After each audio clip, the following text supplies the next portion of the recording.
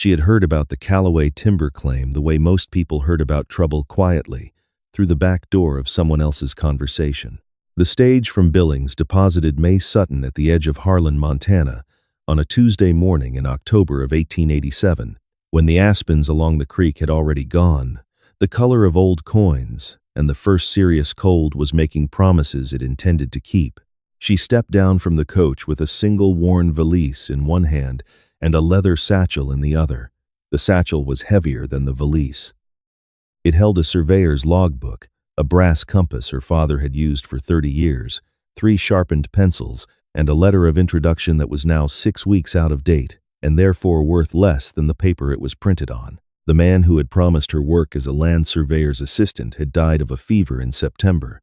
His office in Harlan had been quietly locked. His accounts, she had learned this from a clerk in Billings who'd taken pity on her, had been seized by a creditor whose name appeared on a great many documents in this part of Montana Territory. That name was Aldous Reeve. Mae stood in the thin October light and looked at the town of Harlan. It was a single main street of plankboard buildings, a church with a leaning steeple, a livery, a dry goods store with faded lettering, and a saloon that was already doing business at 9:30 in the morning. A dog slept in the middle of the road, unbothered by the wagon that curved around it. The mountains rose behind everything, enormous and indifferent, already wearing white on their highest peaks. She had $11.40. She had no family left who could take her in.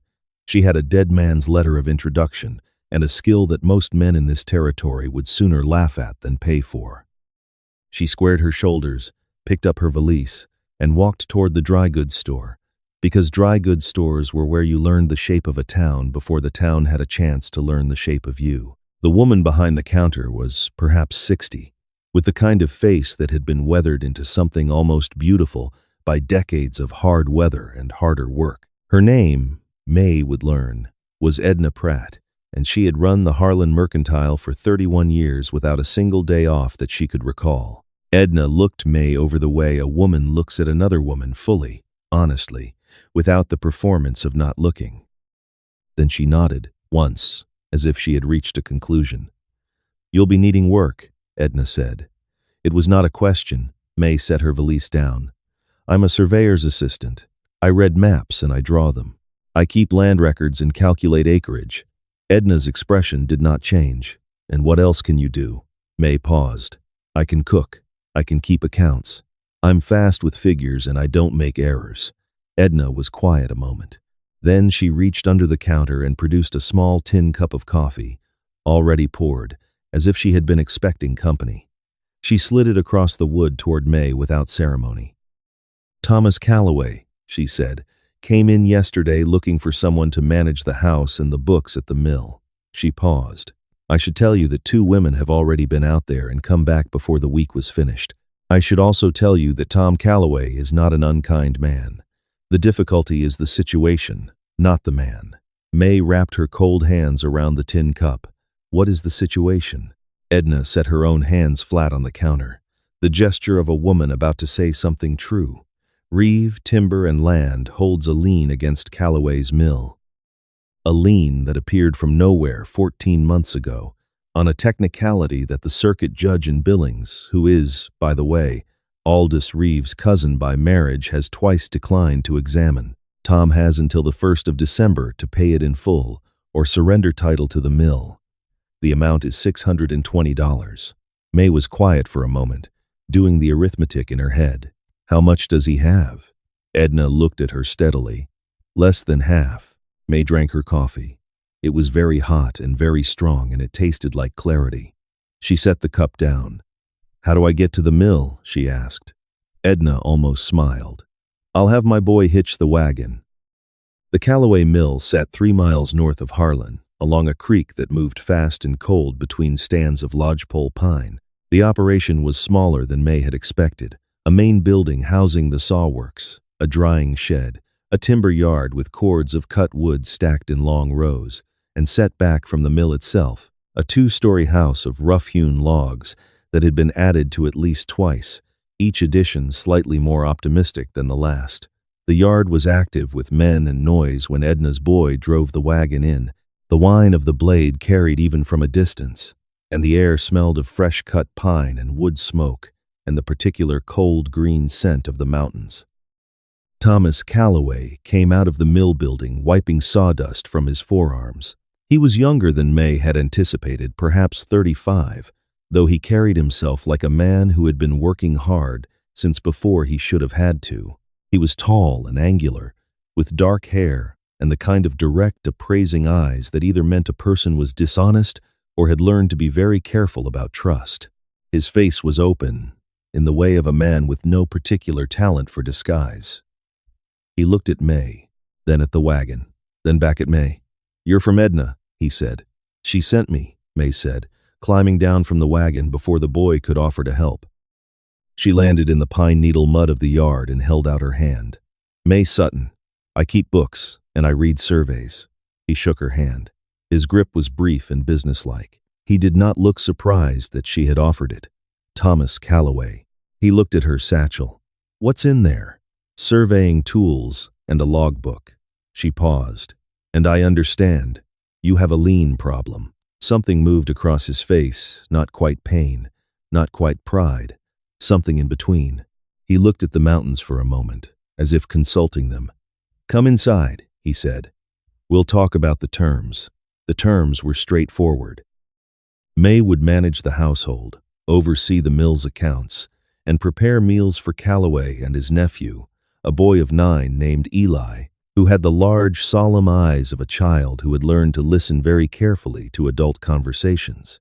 In exchange, Calloway would settle her outstanding debt to the Billings Stage Company, a matter of $14 she had charged against a credit that no longer existed, and provide her room, board, and a wage of $4 a month.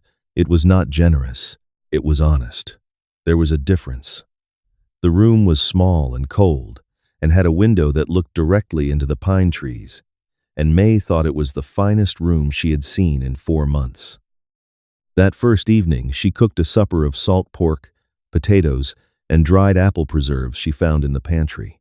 She set the table for 3. Calloway and Eli came in from the mill, washed up on the porch in the last light, and sat down. Eli watched her with the frank, fearless curiosity of a 9-year-old. "You're prettier than the last lady," he said. "Eli," Calloway said, his voice quiet but absolute. The boy subsided, but he was not wrong, and there was no meanness in him. Mae understood the distinction. She served them both full plates, and then turned back to the stove, expecting to wait. It was the habit of her recent months, the habit of a woman who had learned that her portion came last, if it came at all. She had her hand on the handle of the skillet when she heard the scrape of a chair. She turned. Calloway had risen. He took a 3rd plate from the shelf and filled it from the pan she had cooked in. Filled it with the same portion, the same care, the same weight as the others. He carried it to the empty place at the table and set it down. He pulled out the chair beside it and looked at her. He said nothing. There was no performance in it. He simply looked at her and then looked at the chair, and the meaning was as plain as anything ever spoken aloud.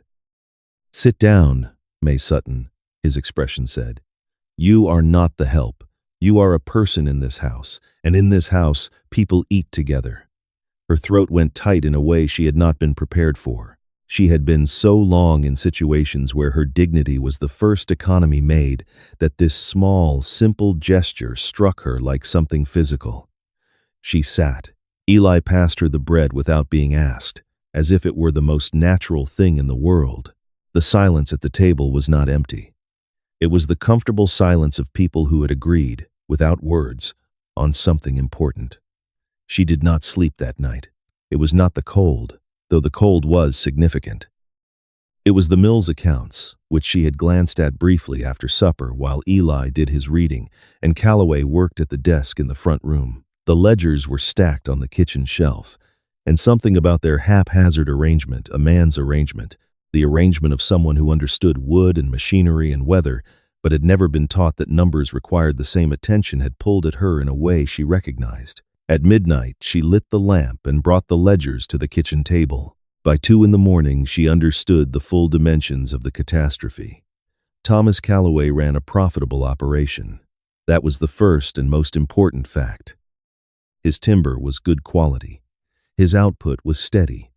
His two main buyers, a railroad contractor in Helena and a building merchant in Great Falls, paid fair prices on reliable schedules. On paper, he should have been comfortable, even prosperous. Instead, he was drowning.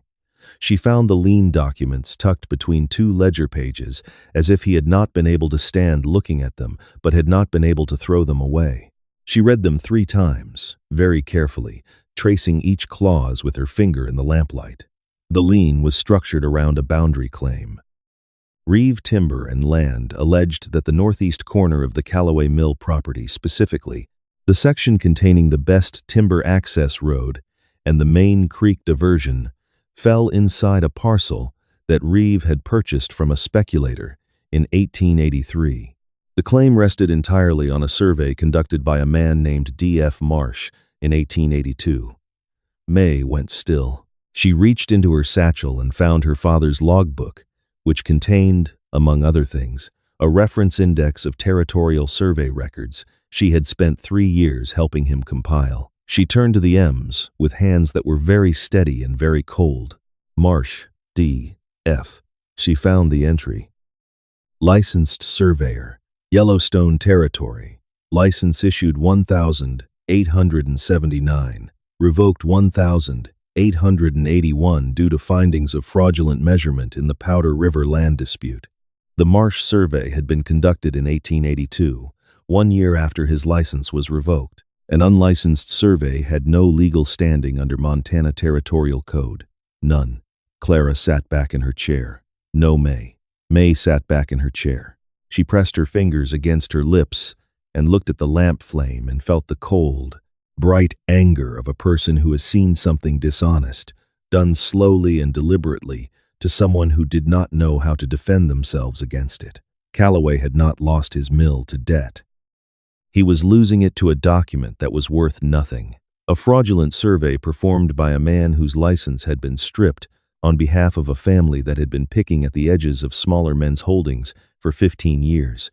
She turned to a clean page in her logbook and began to write. Not feverishly. She was not a person who worked feverishly, but with the focused, exacting care of someone who understood that in a battle of documents, penmanship and precision were everything. By the time the first gray light showed in the window above the pine trees, she had written 4 letters. One to the Territorial Land Office in Helena, requesting the official register of licensed surveyors for 1,882. One to the Billings newspaper, not the circuit judge, who was useless, but the newspaper, which was not requesting any archived coverage of the Powder River land dispute and the findings against D.F. Marsh.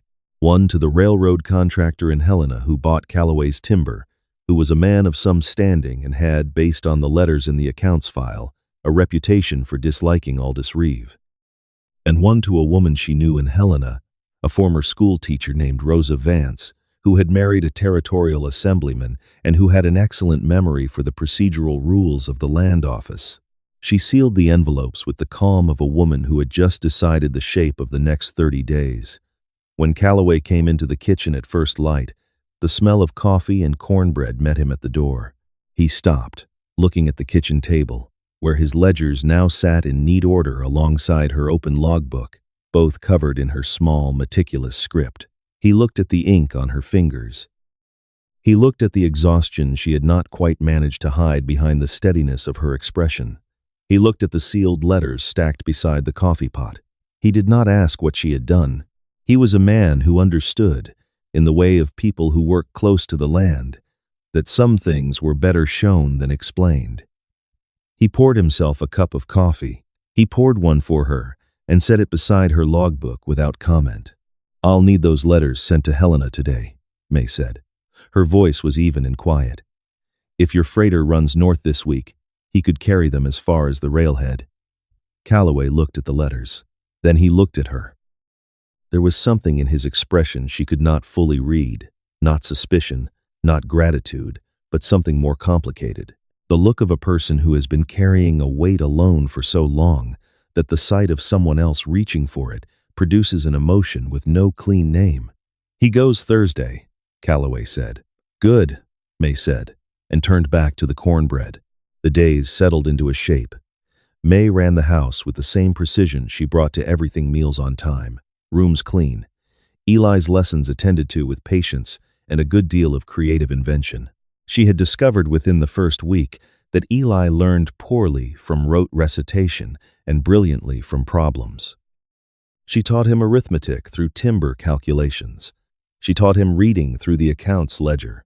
She taught him geography by tracing the route from Harlan to Helena to Great Falls on a sheet of brown paper, marking the distances and the survey lines and the names of the rivers. He attached himself to her like a small, serious shadow. Calloway watched. He was a man who noticed things quietly. He saw the way Eli had started completing his sums without being reminded. He saw the way the house had become. In some quality, he lacked the vocabulary to describe precisely a home rather than a shelter.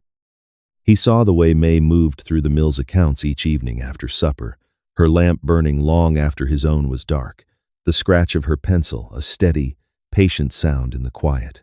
He found himself, on those evenings, working longer at his desk than he strictly needed to, finding reasons to remain in the house instead of walking out to check on the timber yard as he usually did, listening to the sound of the pencil. He was not a man who permitted himself softness easily. He had raised his nephew from the age of 4, after his sister died of a fever that should not have taken her, and the solitude of that responsibility had built something careful and deliberate in him. He did not approach people quickly. He did not trust easily, but he paid attention with the whole of himself, and what he saw in Mae Sutton, the integrity of her, the fierce and quiet competence, the way she gave Eli her full attention every single time the boy came to her with a rock or a question or a small grief, what he saw was something he had not allowed himself to want for a very long time. 3 weeks after Mae's arrival, the first reply came from Helena. She was in the yard splitting kindling. She had discovered that the mill hand assigned to this task was unreliable and had decided that reliability was preferable to propriety when the Harlan postman came up the road. She set down the axe, opened the letter standing in the yard, and read it twice. The Territorial Land Office confirmed, in the careful language of official correspondence, that no survey conducted by 1D.F. Marsh after the 14th of March, 1881, could be recognized as valid under Territorial Code, as the said Marsh's license had been permanently revoked on that date. Mae folded the letter. She pressed it once, flat, against her sternum. Then she went inside and added it to the file she had been building on the kitchen shelf. 2 days later, a letter arrived from Rosa Vance in Helena. Rosa's husband, the assemblyman, had made a quiet inquiry. The circuit judge in Billings had, it emerged, recused himself from a previous matter involving Aldous Reeve, due to what he had described as a personal conflict of interest, a fact that had not been disclosed when Reeve's attorneys had brought the lien claim before him. This was, Rosa wrote in her careful schoolteacher's hand, the sort of procedural irregularity that the Territorial Assembly's Land Committee found very interesting. The letter from the railroad contractor arrived the following Monday. It was brief. It said that the writer had been aware of Reeve's practices for some time and had been looking for an occasion to say so in a formal venue. He would be glad to submit a written account of his observations to the Assembly's Land Committee, should such an account be useful. Mae sat at the kitchen table reading this letter a second time when she heard hoofbeats in the yard. She knew before she reached the window. Aldous Reeve was a man in his middle 50s, with a prosperous man's build, the softness of someone who ate well and worked rarely, and a face arranged in the permanent expression of a person accustomed to being agreed with. He rode a gray horse that was better than anything else in Harlan, and he arrived with 2 men behind him who had the look of individuals paid to stand slightly too close to people. Mae set Rosa's letter down, smoothed her apron, and walked to the porch. Reeve dismounted, his boots hitting the yard with the practiced heaviness of a man who understood that arrival was a performance. He looked at the house. He looked at the mill, running in the middle distance. He looked at Mae. "I'm here to speak with Calloway," he said. His voice was the voice of a man who did not often hear no and had consequently lost the ability to expect it. Mae stood at the top of the porch steps. Her hands were loose at her sides. She had been thinking about this moment for 10 days, and she was not afraid of it. "Mr. Calloway is at the mill," she said. "I manage the accounts and the legal correspondence for this property. If you have business with the Calloway mill, you have business with me." Reeves' eyes moved over her with the particular dismissiveness of a man who had decided before arriving that whoever answered the door would be easily removed. He produced a smile that had nothing behind it. "Little lady," he said, "this is a legal matter involving significant sums of money and territorial land codes. I think it might be a little beyond." Mae stepped down one step. She was not a small woman, and she had spent 3 weeks splitting, kindling, and carrying water in mountain air, and she looked at Aldous Reeve with the expression of a person who has done the arithmetic and found the answer to be exactly what she expected. "The survey on which your lien is based," she said, "was conducted by a man named D.F. Marsh in 1882. She reached into her apron pocket and produced the letter from the Territorial Land Office, folded in thirds. She held it out, not offering it exactly, but displaying it. Marsh's license was revoked in March of 1881, 14 months before he conducted this survey. Under territorial code, any survey produced by an unlicensed individual is without legal force. The smile on Reeves' face did not disappear immediately. It thinned first, the way ice thins before it breaks. "Your lien," Mae continued, her voice as level as a surveyor's line, "rests on a document that has no standing under the law of this territory. I have notified the Territorial Land Office. I have also been in correspondence with a member of the Assembly's Land Committee who is aware of the procedural irregularity regarding the circuit judge's involvement in this matter. And I have a signed statement from the Helena Railroad Contracting Office regarding certain patterns they have observed in Reeve Timber's business practices over the past several years." She let that sit in the cold air between them. "I would suggest," she said, "that your attorneys review their position carefully before the 1st of December, because if this matter reaches the Assembly's committee, it will not be Mr. Calloway's title under examination." She closed her fingers around the letter and put it back in her apron pocket. Reeves stared at her. The men behind him were very still. In the distance, the mill whined on, indifferent. "You have no idea," Reeves said, but his voice had lost its certainty, and they both knew it. "On the contrary," Mae said, "I have a very precise idea. Good day, Mr. Reeve." He stood in the yard for a moment longer, trying to find the leverage point that was no longer there. Then he turned, remounted his horse with none of the authority of his arrival, and rode back toward Harlan. Mae stood on the porch until the sound of the horses faded. Then she sat down on the top step and pressed her shaking hands flat against her knees and breathed. It was not fear. It was the aftermath of something that had required every quiet ounce of her, and now that it was over, she needed a moment to come back to herself. She was still sitting there when she heard footsteps from the direction of the mill. Calloway had seen the riders from the timber yard.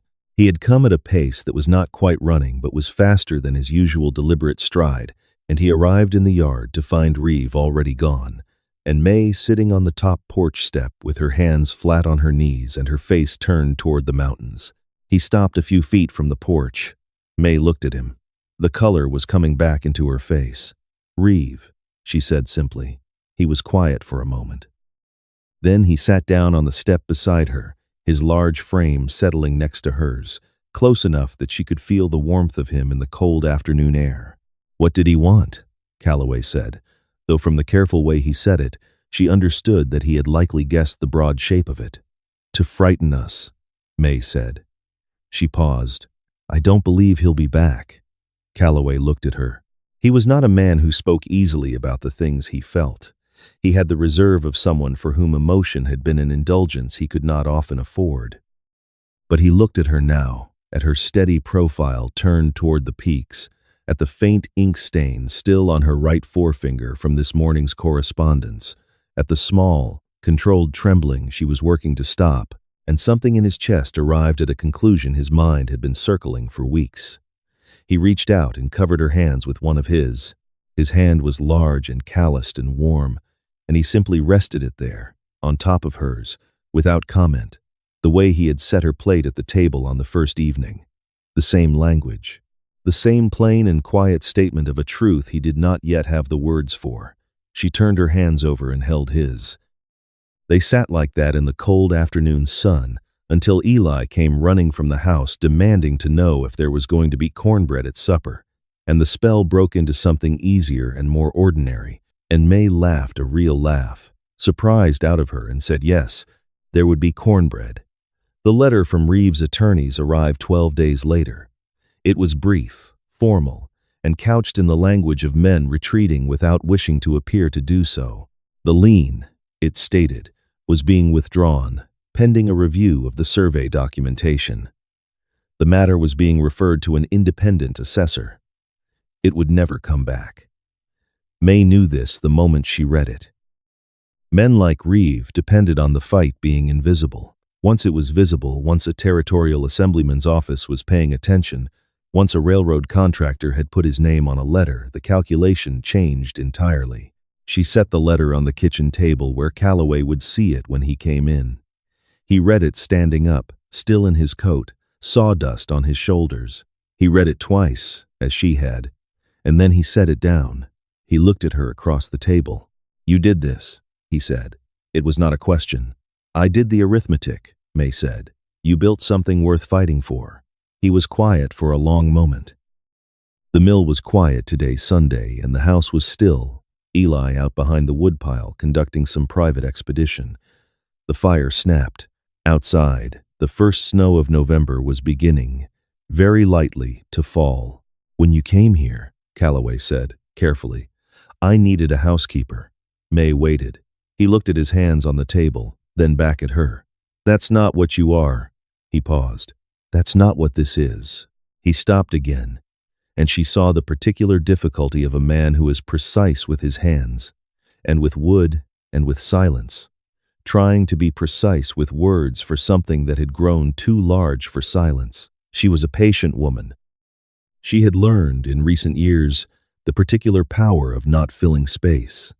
"I'm asking you to stay," he said finally, meeting her eyes. "Not for the books, or the house, or the mill." He took a breath. "For me, for Eli. I am asking if you will stay as my wife."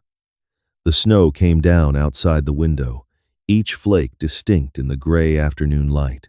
Mae looked at Thomas Calloway, at his direct, careful eyes, at the sawdust on his coat, at the hands that had covered hers on the porch step, and said without words everything that mattered most. She thought of the $11.40 she had arrived with. She thought of the dead man's letter in her satchel, and the brass compass and the long survey lines her father had drawn across the territories. She thought of Eli passing her the bread without being asked, as if it were obvious, as if she had always belonged there. "I thought you might never get there," she said. Her voice was warm. "It took you long enough." Something shifted in his face, relief, and something larger. Something that had been waiting a very long time for permission. He almost smiled. "I'm a careful man," he said. Mae reached across the table and put her hand on his. "Yes," she said, "but you are a good one." The wedding was held in the Harlan Church on the Saturday before Thanksgiving, which the Reverend pronounced fitting, and the congregation, who turned out in numbers that surprised no one who had been paying attention, seemed to agree with entirely. Edna Pratt stood with Mae and wept without embarrassment. Eli stood with Calloway in a new suit, 2 inches too long in the sleeves, wearing an expression of profound and solemn satisfaction. Mae wore a dress she had made herself from dark blue wool she had traded for at the mercantile good wool, honest wool, the kind that would last, and she carried a small spray of dried prairie wildflowers that Eli had pressed for her between the pages of the mill's old ledger, which she had decided was the most fitting place she could think of. They said their vows in clear voices, and the Reverend pronounced them husband and wife, and outside the snow was falling properly now, the first real snow of the season, covering the pine trees and the mountains and the road between Harlan and the mill in a clean, unwritten white. "Dear friends, what would you like to share with us today? We'd love to know what state or country you're listening from. Drop it in the comments. It's always a gift to know where these stories find you. 6 years on, the Callaway Mill was the largest private timber operation in that part of Montana. The second and third cutting contracts had come through the railroad. The contractor and Helena had become something close to a friend, the kind of friendship made in the specific atmosphere of mutual respect between people who do honest work. Mae ran the books the way she had always run them, precisely, mercilessly, with an eye for the places where money was quietly leaving through an unguarded door. She had hired 2 men she trusted completely and paid them well enough that it was worth their while to be trustworthy. She had expanded the drying shed. She had corresponded with a woman in Missoula who had started a surveying company, an actual company, with a license and a shingle and 2 employees, and had sent her 3 clients and a letter of recommendation. Eli was 15 now, tall and angular like his uncle, with his mother's eyes that Mae had seen in a daguerreotype kept on the bedroom shelf. He ran numbers in his head faster than Mae could write them, which she considered one of her finest achievements, and he had recently begun an apprenticeship with a structural engineer who had come up from Denver to consult on a new mill building. He told anyone who asked that he intended to build bridges. Mae believed him entirely. She was sitting at the desk in the front room on a November evening, the lamp burning low, the mill's quarterly accounts open before her, when Callaway came in from checking the timber yard. He hung his coat and his hat and came to stand behind her chair, looking over her shoulder at the columns of figures. She heard him make the small sound he made when something satisfied him.